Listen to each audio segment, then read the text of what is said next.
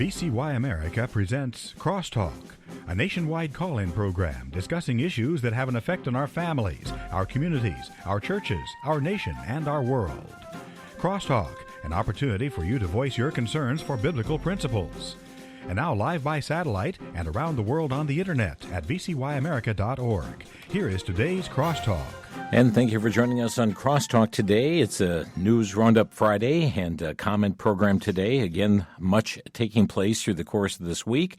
And we'll seek to cover as many stories as possible, but the inches of stories exceed the minutes of time. So we'll get as much in as we can on the broadcast today, and Lord willing, have an opportunity for you a little bit later to enter into the discussion as well here on Crosstalk. Our thanks to Sandy for putting together the stories and the content here for us this week, and Molly working the phones here, and Dennis in the control room. We're grateful for our team here at VCY America.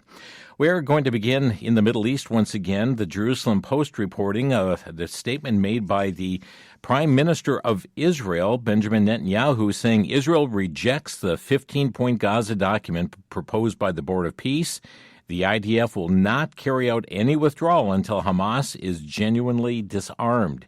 He also reiterated his opposition to the establishment of the Palestinian state. He said, as for the Gaza Strip, first of all, I want to make the point clear. As long as I'm prime minister, there will be no Palestinian state, not in Gaza, not in Judea and Samaria, and mentions other locations as well. He added that Israel has currently in talks with the U.S. about the disarmament of Hamas, but it would need to be a genuine disarmament, not fictitious disarmament. Just the News reporting President Trump Monday reacted to the Iranian demand that the U.S. compensate Tehran for the damage it sustained in the ongoing Iran war by demanding that Iran, in turn, pay restitution for Americans that they have killed over many years. The president posted on Truth Social, he said, I'm likewise demanding compensation from Iran for all the people that they have killed and gravely wounded with their roadside bombs and many conflicts for which they are famous, as led initially by General Soleimani, including the families of those killed on the USS Cole and thousands of others killed in combat. Additionally, compensation should be paid to the families of the hundreds of thousands of innocent protesters that Iran has killed over the past 50 years, not to mention the 52,000 that have been killed in the last 5 months. I've instructed my representatives to put this firmly into any and all future negotiations. From Just the News, President Trump Wednesday insisted that the U.S. currently maintains total control of the Strait of Hormuz. Reopening the critical waterway has been a priority war goal for the U.S. Worthy News telling us the U.S. has publicly rejected Israeli Defense Minister Israel's Katz declaration that Israeli troops will remain in southern Lebanon for the long term. Katz, speaking during a visit to Israeli forces operating in the Lebanese border villages, said that the Israeli Defense Forces were preparing operationally and logistically for an extended deployment aimed at eliminating Hezbollah tunnels, weapons positions, and other terrorist infrastructure. He mentioned that it's important that Israel's military presence is necessary to prevent another large-scale cross-border assault similar to what happened in October 7th. Just the News telling us U.S. officials confirmed Wednesday that the U.S. military will finish withdrawing its troops from Iraq by the end of September, which will complete an occupation of the Middle East country that began in the year 2003.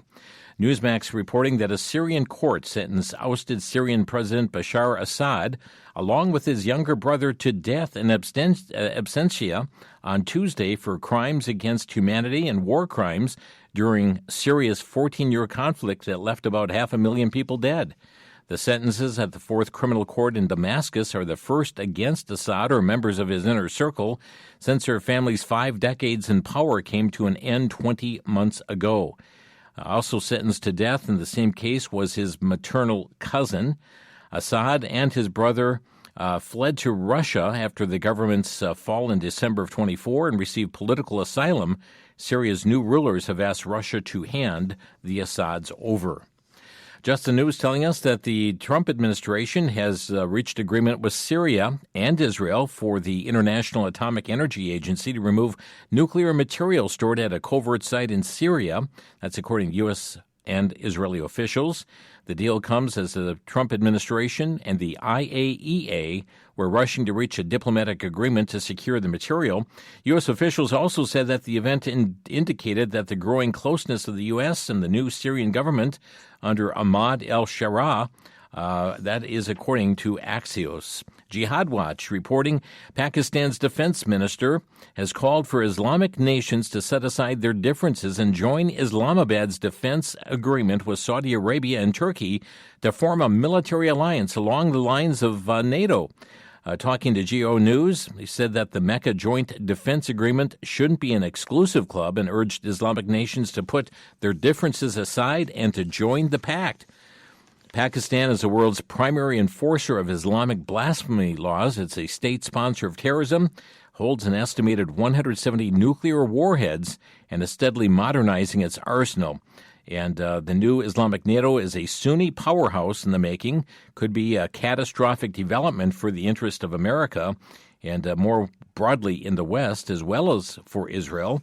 And then we think about those fighter jets as well that are looking to be sold to Pakistan, or rather to Turkey. Jihad Watch is reporting Colombia becomes the second country to recognize Israeli sovereignty over the Golan Heights and now joined the U.S. Colombia has recognized Israel's sovereignty. They just announced this past Monday their foreign ministry.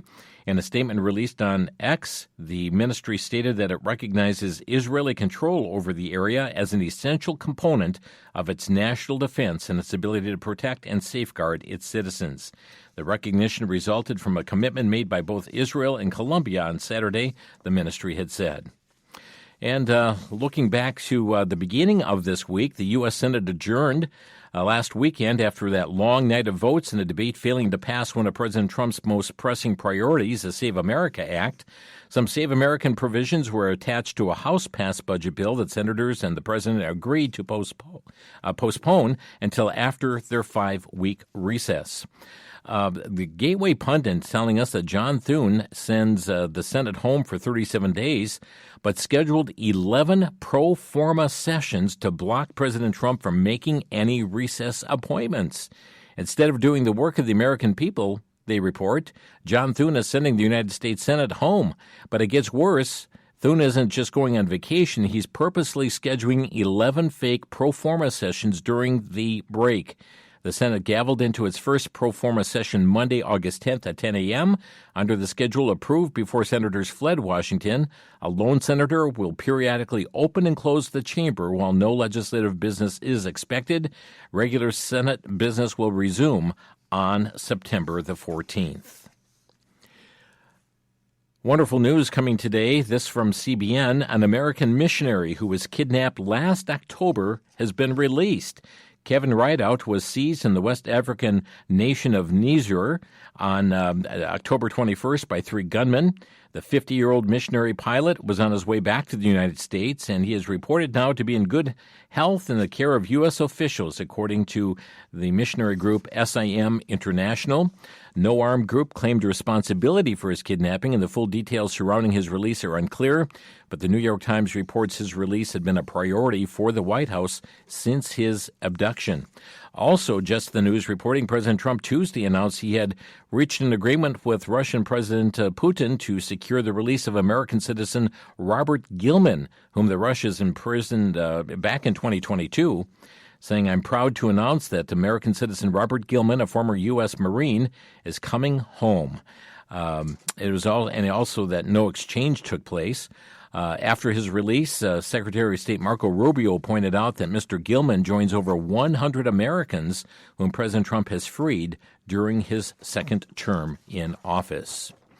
Well, many of you were watching the primaries this past Tuesday, and the winners and losers in all of this. Some of the takeaways from this, the Christian Post reported, number one, Lindsey Graham's sister advances to the runoff. Unofficial results show Graham Nordon is taking 32.7% of the vote, while Representative Ralph Norman captured 24.6% of the vote. They will have a runoff election taking place on August the 25th. Also, the progressive gubernatorial candidate narrowly loses in Wisconsin. This self-proclaimed Democratic socialist that won a week ago, al-Asaad, won the Democratic nomination in the U.S. Senate in Michigan.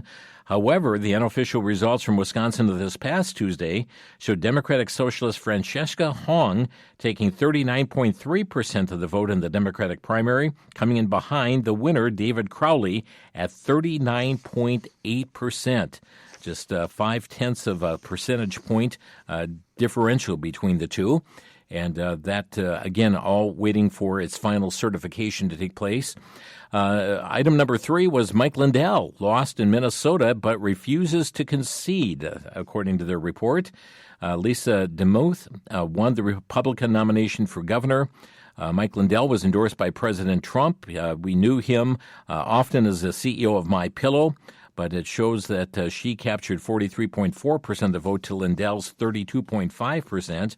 And also a progressive won the Democratic nomination for Senate seat in Minnesota. Unofficial results from the Democratic primary in the U.S. Senate race in Minnesota showed Peggy Flanagan beating Representative Angie Craig by nearly 20 percentage points. Also, very interesting matters that are going on. We see here also that there was a situation of, Fox News pointing out that Michigan Democratic Senate nominee Abdul El-Sayed appeared this past Sunday on Meet the Press, and NBC News host Kristen Welker asked him about his support for Medicare for All and whether Americans need to worry about paying more taxes to make that possible. Here's that exchange. Policy agenda on law enforcement is to defund police, ultimately to policy. I tell you what, we're going to come back to that one. Here it is. Just to be very clear, you're describing this trade-off. You are effectively acknowledging that people making less than $1 million could see their taxes go up. I just want to be very clear. Is that a yes? I'm saying that we'd be paying for health care in a different way. Instead of paying a health insurance company whose CEO makes $20 million, I would much rather pay for durable health care into a government, which, of course, we all know provides health care for seniors who need health care the most. So if I'm trading paying a CEO to make more money or paying government to guarantee me health care, I'm picking the latter every time. Okay. So, Miranda, how could we afford it? Yeah, that was the question that they went on in the commentary. How can we afford it? And paying the government more in taxes, and El-Sayed admitting free health care means paying a little bit more in taxes regardless of your income. Also, an interesting story came out from the Washington Free Beacon, and that is the Michigan Democratic Senate nominee now, Abdul El-Sayed, once declared that his sacred obligation to follow Sharia in every aspect of his life until he meets his maker on the day he dies. That's according to comments he made to the New York Times back in 2009 as a young man buying his first home. Our obligation to follow Sharia until the day he dies. Lord willing, this coming Monday on Crosstalk, we'll be joined by Dr. Gary Frazier, who's been monitoring the situation of the advancement of Islam across the United States, specifically what's happening in the Dallas-Fort Worth area. Dr. Frazier is scheduled to join us on Monday, and Lord willing, we'll be getting more into those issues in just a couple of days from now. Also, coming up after the break, we're going to find out from a Democratic Socialist of America's spokesperson, Frances Gill, on this, as she was challenged about defunding the police. Back in a minute here on Crosstalk.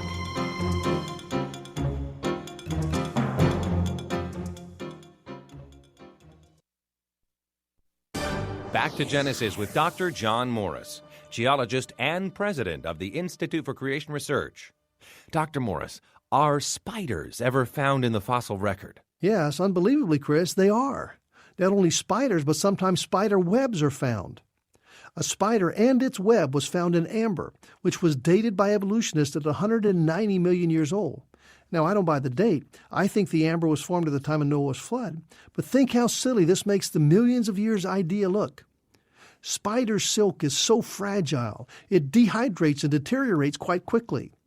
Does anybody really think it's going to last for 190 million years?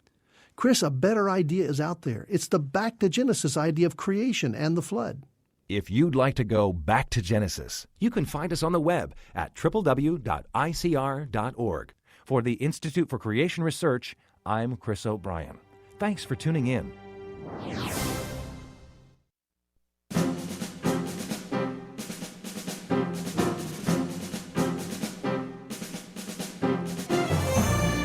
This is Crosstalk on VCY America, Friday News Roundup and Comment. So many issues going on, and very interesting from the Washington Free Beacon. Just came out a few days ago as well. Photos showing a grinning al-Asaad buddying up with the Nation of Islam ministers who rallied against the Jews and defended Farrakhan. And we understand that the key Nation of Islam figure was backstage at his election night watch party. And friends, do not be fooled as to who is standing up for that particular campaign. Now, it's also interesting to watch what is going on with the Democratic Socialist of America. In the category, I'm looking at an article from WND.com that came out earlier this week. In the category of not ready for prime time, another spokeswoman for the Democratic Socialist of America struggled to explain the group's radical agenda, in this case, the desire to defund police and close jails and prisons. They don't deny this, but they often start talking about funding. Well, it was Los Angeles' NBC anchor Conan Nolan who interviewed DSA National Political Committee member Francis Gill this past Sunday. Listen to their discussion as it transpired. Policy agenda on law enforcement is to defund police, ultimately to get rid of police departments, correct? Well, what I would say is that we're dramatically overspending on police right now. I understand, but the goal is to defund the police departments so we don't need them in the future. I think it's what we really want to see is a horizon where folks are not reliant on armed enforcement to meet our public safety needs. Right, but it says defund police on the website. That's your goal. And also to get rid of prisons and jails, correct? Yes. So if my daughter is assaulted and raped, is there any agency that would seek to find her assailant and bring him to justice? Of course. Yeah, of course. What absolutely. would it be if not police, and where would he be if not a jail?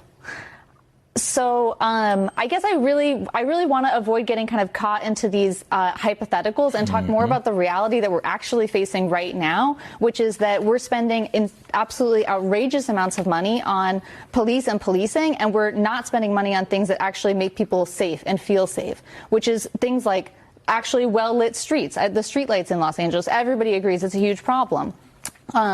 Things like mental health care and substance use treatment. So things that drive people to commit crimes and to that make our society less safe. We're not doing anything about the root causes, and instead we're funneling money into the police. You know, it's interesting. If we just had more well-lit streets, I mean, we would not be having rapes across this nation.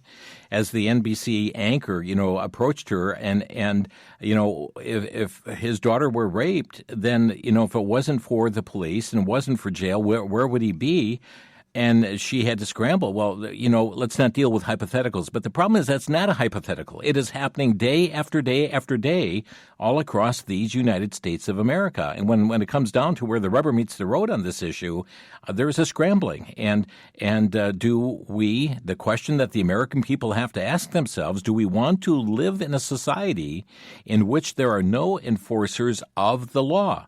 And for those who violate the laws, do we want to live in a position where there are not jails and prisons to give justice to those who have been victimized? Against those who have victimized others is what I meant to say. So very important, and that's going to become a major part of discussion as it relates to so many of these candidates that are advancing through the Democratic Socialist of America. And they, on the previous clip we've heard here on Crosstalk, indicated that, no, we are not. We've told that and don't vote third party, so we're coming within the Democratic Party. Tragedy this past week also in Bogota, Colombia. Powerful 7.4 magnitude earthquake struck western Colombia on Monday.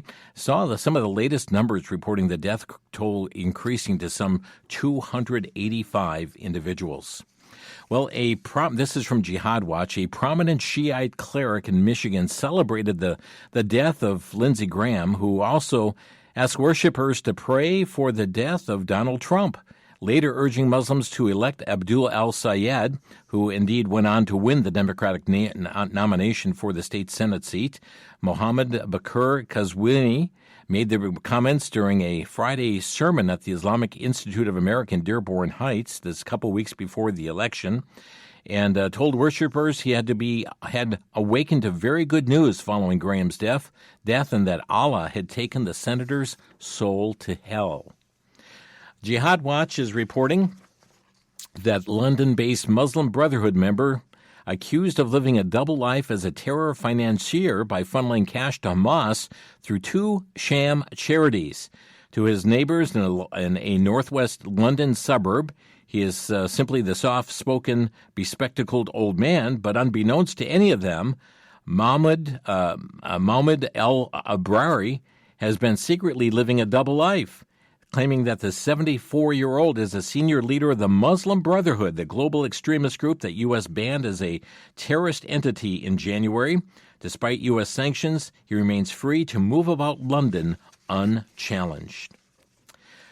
Washington Times reporting that federal prosecutors said Wednesday that they disrupted one of the biggest marriage fraud rings in U.S. history that orchestrated more than 1,000 bogus unions over a decade in the hopes of getting green cards.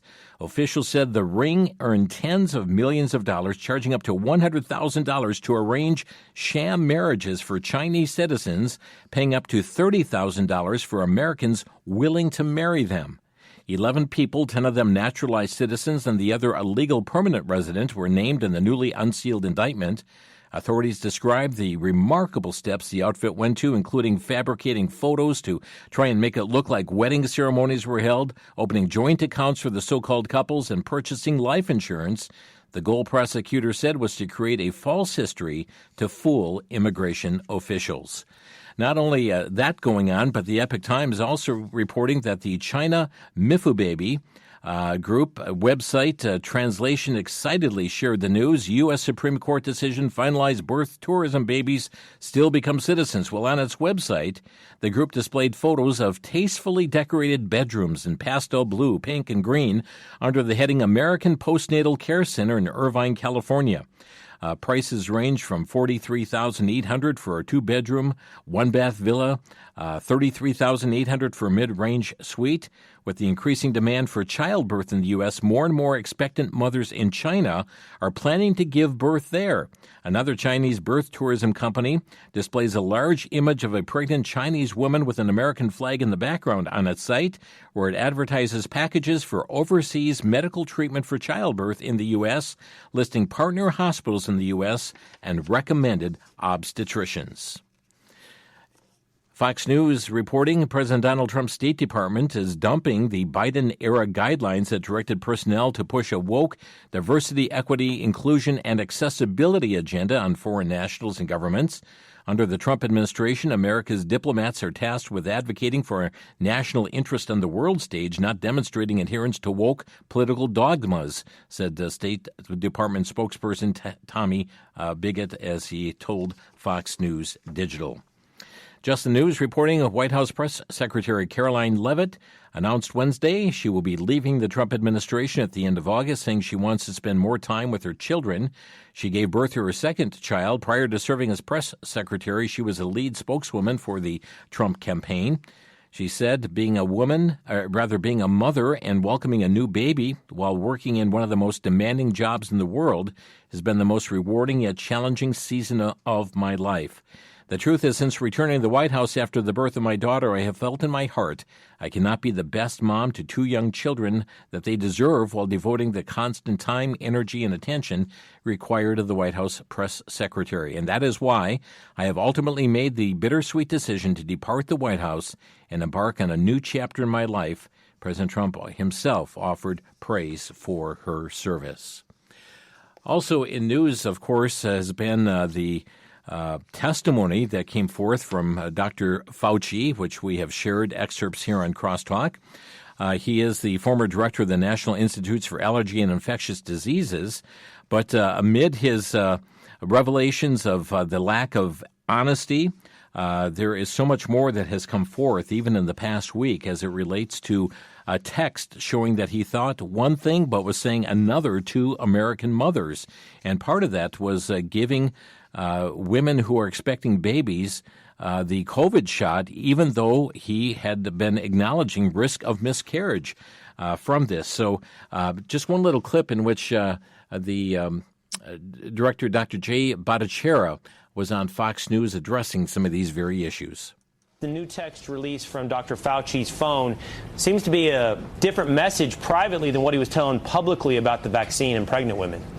I mean, I'm really glad that his words now can be heard by the American people.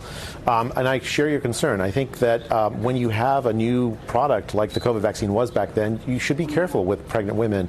And it's shocking to me that that he was sharing private thoughts, and that when he was out on public, and he was out in public a lot, he didn't share those private thoughts with the American public.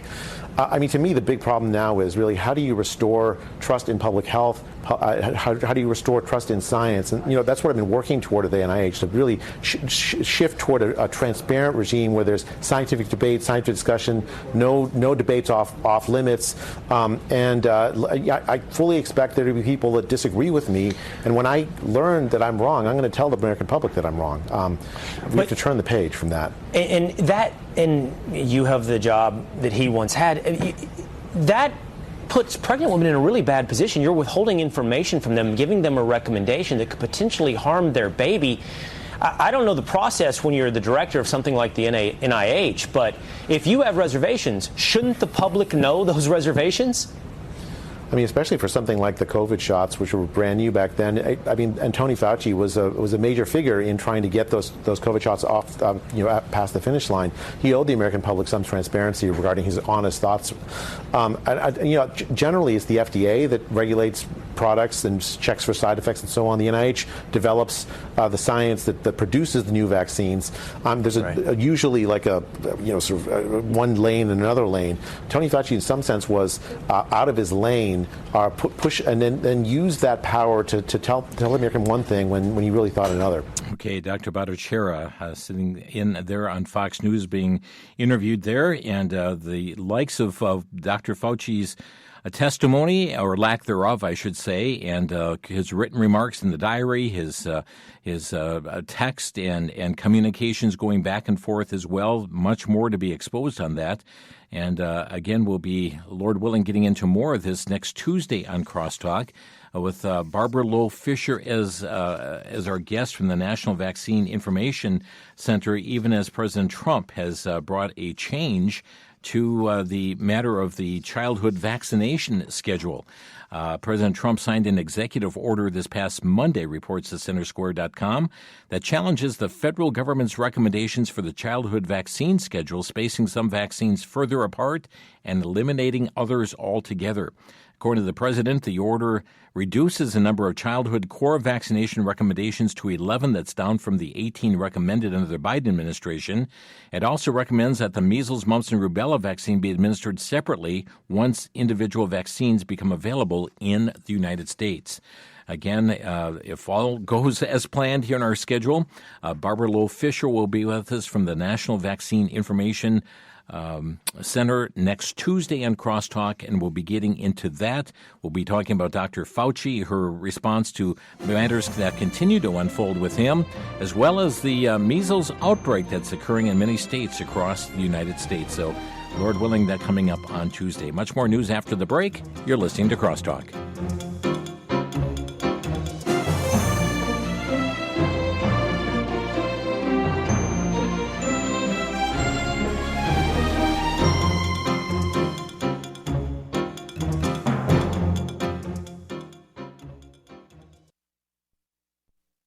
Is it really that important that we be aware of the signs of the times? Do Christians agree about the role of America in Bible prophecy? Is there biblical evidence that the church will escape the tribulation period? These are just a few of the many questions addressed in the Bible Prophecy Answer Book by Ron Rhodes. Whether you're looking for a quick instruction or you're eager to go deeper, this book will help you navigate prophetic scripture to better understand matters of eternal significance. You'll learn about Israel's rebirth, the Ezekiel invasion, the rapture, the judgment seat of Christ, the Antichrist, Armageddon, the Great White Throne Judgment, and much more. VCY is offering the Bible Prophecy Answer Book for a donation of $18. Call 1-800-729-9829. 1-800-729-9829.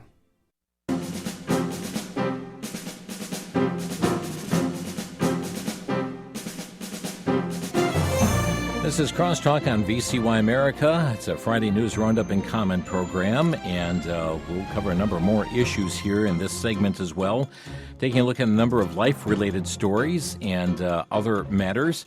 We're going to continue with an article from Bearing Arms. It has a very significant meaning behind it. There are enough kids in the foster system, many of whom end up in truly dangerous situations with predatory individuals, that would seem no one should be trying to make it harder for good, decent people to take in children. Unfortunately, there's been an effort to keep gun owners from being able to foster these kids.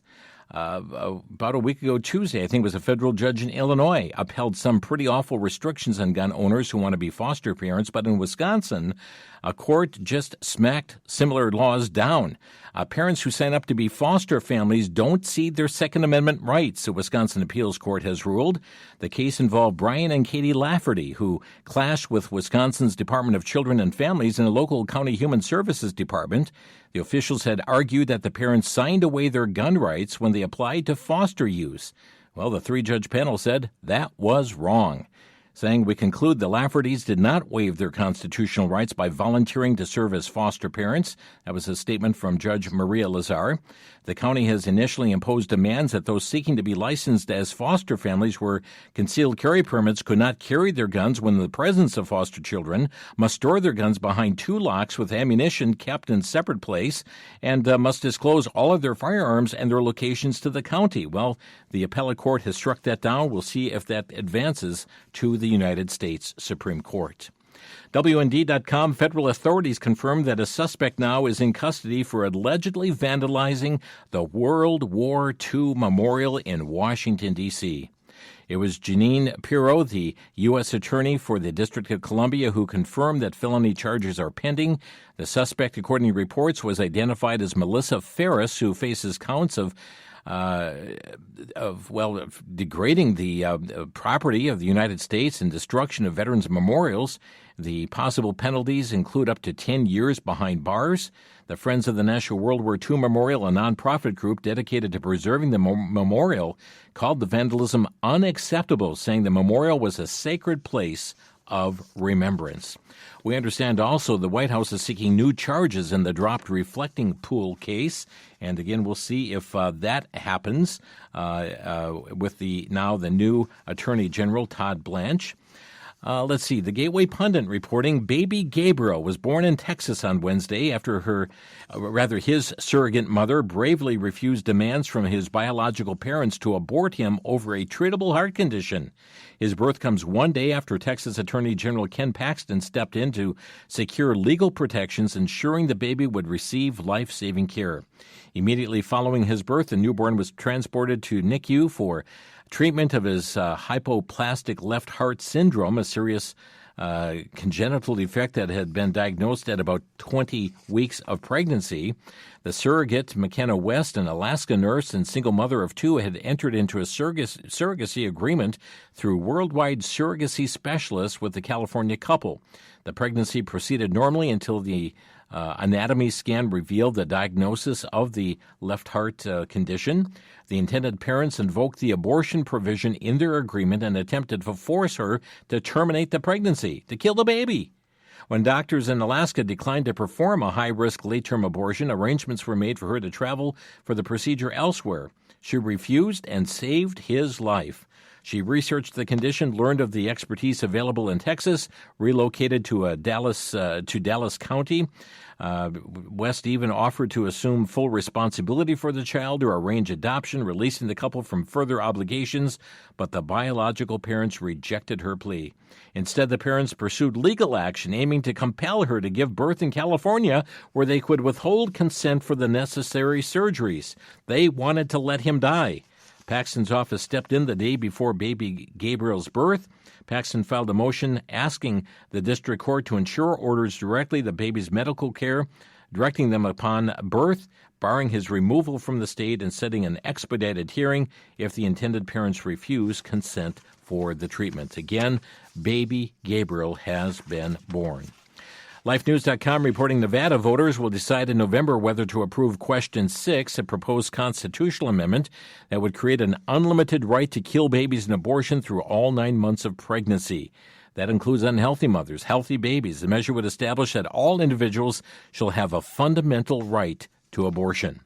LifeSiteNews.com reporting former New York City Mayor Michael Bloomberg is donating more than $1 million to defeat a campaign to undo Missouri's constitutional right to abortion, part of the billionaire's effort to support abortion on demand across America. Washington Examiner says Massachusetts joined 9 other states and Washington, D.C. this past Monday by removing all gestational age limits for abortion. Governor Healy on Monday signed a bill passed by the state legislature at the end of July that allows for elective abortion through all weeks of pregnancy based upon the professional judgment of a medical doctor performing the abortion. We believe that healthcare decisions should be made between women and families and their doctors, not politicians, Healy said. Well, Massachusetts now joins. By the way, after the governor signed this, you heard the round of applause. You heard the giggling, the laughter taking place in Massachusetts. They now join Alaska, Colorado, Maryland, Michigan, Minnesota, New Jersey, New Mexico, Oregon, Vermont, and Washington, D.C. in eliminating gestational age limits for abortion. Friends, abortion should not take place at any level of development. Life is life beginning at conception. LifeNews.com, Planned Parenthood just announced a $47 million budget for their midterm election blitz. ACLU is spending some $25 million specifically to push pro-abortion propaganda. And Reproductive Freedom for All, that's formerly NARAL, spending $23.5 billion. That's nearly $23.5 million, but that's nearly $100 million, all aimed at one goal, flipping the U.S. Senate. That would be for what? Chuck Schumer, his pals at the Democratic Socialists of America, and the abortion lobby this coming November. Tragically, a 31-week-old unborn baby had been put into, had been tried. They sought to abort this baby with the abortion kill. But on the bright side, this baby survived the abortion attempt. 2 North Carolina teens facing felony charges after the 18-year-old mother allegedly took abortion pills at 31 weeks of pregnancy in an attempt to end the life of the unborn child, resulting in the premature birth of the baby into a toilet. LifeNews.com, doctors at Texas Children's Hospital successfully performed what they describe as the first surgery of its kind in the United States on an unborn baby to correct a severe intestinal defect. Theo French, now 5 months old, diagnosed at his mother's 20-week ultrasound with complex condition in which the baby's intestines develop outside the body through an opening in the abdominal wall. The defect left the children's organs exposed to the amniotic fluid, risking severe damage. But they were able to perform surgery, first ever surgery in the womb, to stop the intestines from growing outside the body. This one is a very, very tragic story, and I'm going to share a lot of details from this LifeNews.com story of an 83-year-old Canadian grandmother euthanized under the country's Medical Assistance in Dying program, MAID, on July 10th, 2026, despite having previously declined it because of her Christian faith and without proving what her family describes as a final verbal confirmation of consent. Bridget Stegman, known lovingly to her family as Gigi, died by lethal injection at the Pearl, that's formerly the E.J. McQuiggy Lodge, a long-term care facility in Belleville, Ontario, where she had lived for the previous 2 years. She had been diagnosed with untreatable stage 4 stomach cancer after about 5 months earlier. Her granddaughter, also named Bridget, held legal powers of attorney and had served as her primary caregiver and advocate for more than 12 years. Facility staff routinely contacted the granddaughter for decisions about medications, treatments, and daily care. Approximately 2 months before her death, Stegman was asked about medical assistance in dying. According to her family's public statement, she clearly stated she did not wish to pursue it. As a devout Christian, she said the practice conflicted with her personal beliefs and faith. She wanted to die naturally. While the granddaughter was away on a 10-day vacation, the family the facility staff held private discussions with Stegeman about Maid without informing her family or any advocate. The family was never given a clear answer about who initiated those conversations, a serious concern given Stegeman's diminished capacity, having a severe hearing impairment. She was completely deaf in her left ear, had very limited hearing in the right, and frequent periods of lethargy, that is, and unresponsiveness. Well, when the formal assessment occurred on July 6th and 7th, the family described her sudden alertness after days of near unresponsiveness, and during the capacity evaluation, the physician had to repeat questions repeatedly because of her hearing loss. Stegeman repeatedly gave incorrect answers to basic questions about her own life. When asked if she had any siblings, she said she had none, though she was second youngest of 14 children. She also said that none of her siblings were still alive, even though some still were, and she had spoken with one the previous week. She became disoriented, began to cry, and said, "I forgot about the grandkids," confusing her living siblings with her great-grandchildren. The family corrected the vast majority of her questions and her answers, and the granddaughter objected directly, questioning how Stegeman could possibly be deemed capable of consenting to her own death. The physician explained the procedure in language the family found euphemistic and misleading for an elderly woman of Stegeman's background, describing it as receiving medication, feeling peace, falling asleep, and promising she would not lose control of her bowels. Well, the family then was ordered to leave the room. The power of attorney's holder's request to remain was denied. When the physician emerged, she stated flatly, "I have deemed her capable of making her own decisions," and informed the family that Stegeman had consented. Procedure scheduled for July 10th. The family was left shocked and distressed, later discovered that the death date had been set before any official Maid application paperwork was completed.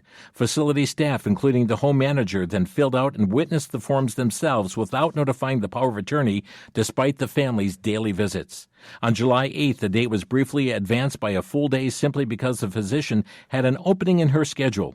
The home manager admitted she had personally completed the paperwork. In the morning of July 10th, the family took Stegeman outside to the patio for fresh air and a scoop of her favorite strawberry ice cream while waiting for her pastor to arrive.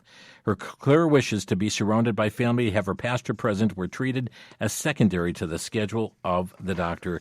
Friends, again, it was amazing what lengths they went through to try and force this decision out of a woman who had flatly denied wanting to have this medical assistance in dying, the Maid. And more prevalent this is becoming in Canada, and more prevalent it's happening in states across the United States as well. And now LifeSiteNews.com reporting 3 doctors published a paper in the top medical journal pushing for death by organ donation, where people undergoing euthanasia would be killed by having their organs removed. The paper is titled Contextualizing Dead Donor Role in an Era of Voluntary Euthanasia, published in the New England Journal of Medicine in early July. The co-authors stated that the paper that in death by organ donation, the patient's authorization, experience, and outcome are not altered by whether death occurs moments before or during the organ retrieval. And by the way, scientists, a study published calls for the Earth's population to be cut in half to 4 billion people to achieve a sustainable planet. Wow.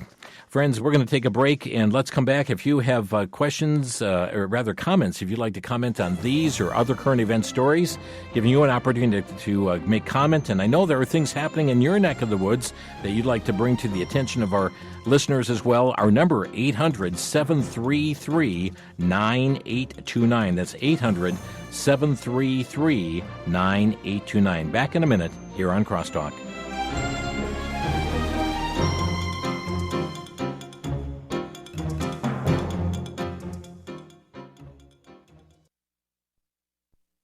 For the Worldview Report, I'm Brennan House. Our website's worldviewtube.com. Studying Revelation chapter 19 should give us great insight into this battle over Israel and Jerusalem that goes on today.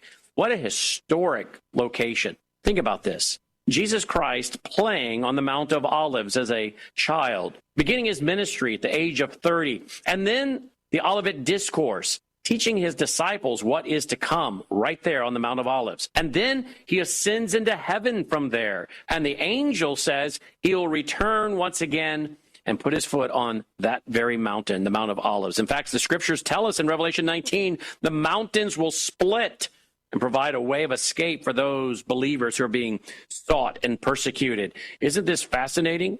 History revolves around Israel and Jerusalem. And yet we see the stage being set for the world turning against Israel and Jerusalem even now. I'm Brennan House for the Worldview Report.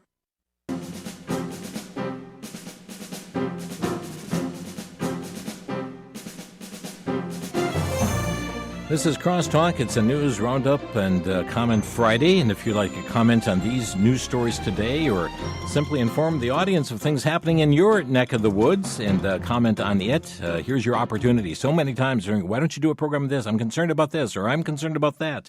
Friends, here's your opportunity to call in to share that concern. 800-733-9829. By the way, lifenews.com reporting that starting on September 12th, the state of Illinois is pushing suicide on patients. This is the new assisted suicide law in the state of Illinois. We understand a doctors group has filed a lawsuit to try and stop this from taking place. Also, the state of Virginia, the abortion ballot measure is now heading to the Court of Appeals. Liberty Counsel has appealed to the Court of Appeals of Virginia to dismiss the court order. The lower court said to dismiss their legal challenge. Liberty Counsel fighting to preserve that legal challenge taking place here regarding that issue on the ballot. Our number to crosstalk, 800-733-9829. We have Barry calling from Tennessee. Barry, you're on the air. Yeah, Jim, a lot of times we act like some strange thing has happened and all this stuff just happens by happenstance. But, things just don't happen, by happenstance. How it works is as the church retreats, the devil advances. As the church retreats from the prayers and seeking God and praying, preaching that uncompromised word, the devil advances. This is why the church is the problem and it's the solution. And we don't realize this. I'm old enough to remember that when the people, they used to pray, and you'd feel the power in the church. The churches are dead. I've been across a lot of churches across this country. I know there's a remnant, but I'll tell you what, most of our churches are dead. And there's a lot of people think they're going somewhere, but they ain't going nowhere when that horn blows. I'll tell you, we need to get that conviction back in our churches. Like I said, when I was a kid, I'd see people going up the altar, and they pray, not for 1 minute, not for 2 minutes. They pray sometimes by the hour. And I remember the pastor saying about how he had to go up there and after church and wipe the tears off the altar. And he said he'd give a call for sinners to come forward because he said if you don't come forward, he said there's not going to be room for you up here because the saints would go up there. Now we just go to church and just play church. And I'm telling you, this thing is winding down. You might think that I'm just talking and blowing air, but I'm telling you what, I'm not ignorant to the Spirit. And I'm telling you what right now, that this thing is winding down and people are playing church, and it's going to end up with a lot of people sitting here when it's all over. Barry, as you were talking, I was thinking of Peter Dynica, who started the Slavic Gospel Association. I heard him as a child growing up, and he said those words, much prayer, much power. Little prayer, little power. No prayer, no power. And yeah, indeed. Thank you. And we so often treat prayer just like a spare tire. You bring it out only in case of an emergency. So, yeah. Well, people don't see their need. People don't see their need for God anymore. They got what they need. They put him up on the shelf, and when they need him, they call on him. But you know what? God doesn't work that way. Yeah. You need to seek. He said, when those that seek me early, he said, I shall be found of them. That's why we can't get a prayer through for people that are sick and need healing and such, because we've got condemnation between us and God. I mean, this is a daily thing. This is a thing you seek after moment by moment. Yeah. Amen. Thank you, Barry. Sure. Let's go to Mike in Pennsylvania. Mike, you're on the air. Yes. I just wanted to make a comment. I think this is all part of the end times, where they're going to take an elderly lady and go against her family and violate all their rights. Yeah. I mean, it's incredible. I just hope they get good attorneys and go after these people to stop this, because this is going to continue. This is just the beginning of them getting rid of the elderly people, because you know there's going to be nothing left anyway. They stole everything, and they're all thieves. You know, Mike, that's how I feel about it. Yeah, this is going on in the state of or the country of Canada, in which they have opened the doors wide open for this medical aid in dying, medical assistance in dying, and we are seeing the numbers escalate year after year after year.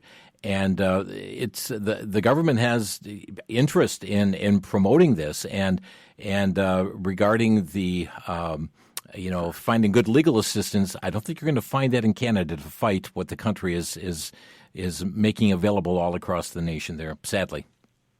Mm-hmm. Well, I'm afraid it's going to continue down here, too. I mean, you got all these liberal states, and they're going to end up doing the same thing. Yeah. And as far as Jesus goes, I know we're right on the end times. I think if we got 5 years left, we're lucky. That's my opinion. Could be today. Could be today. Thank you, Mike. John in New Jersey, you're on the air. Hey, sir. Yeah. Wow. There's one thing that people I haven't heard being addressed or talked about and mentioned, and it's the bizarre and devastating weather impacting our nation, including Puerto Rico and Hawaii. And it's not by chance that God can use the weather as an instrument of judgment, and it tells about that in Job chapter 37, how the Lord uses the weather for correction, his land, or for his mercy's sake. You know, sir, we have 10 states that now allow abortion up to the 9th month, and do you think God in heaven, the Lord, winks at that and says, oh, well, it's America, Trump's my president, He's not going to tolerate it. And where are the pastors speaking out against this stuff, telling the people our nation is under judgment and we should be praying and confessing the sins of our nation like Daniel did? Yeah. Daniel did that in chapter 9. Indeed. And, sir, I'm like, we have such an opportunity to share the gospel. And brother, I tell you, the Holy Ghost is setting up opportunities for me here in Jersey just to say Jesus, and heads will turn or they don't, but they heard the name of Jesus. Yeah. And if I can say one last thing, I drive a car and the spare tires on the back of the car with a cover on it. And 2 years ago, God prompted me. I say God, the Holy Ghost prompted me to write on a piece of weather-resistant material 3 crosses and John chapter 3, 16, 17, and 18. And I have it on to this day, and I've seen the reaction of people when they get behind the car and they see the cross. They either back up and they stay away, or they really pass me real quick.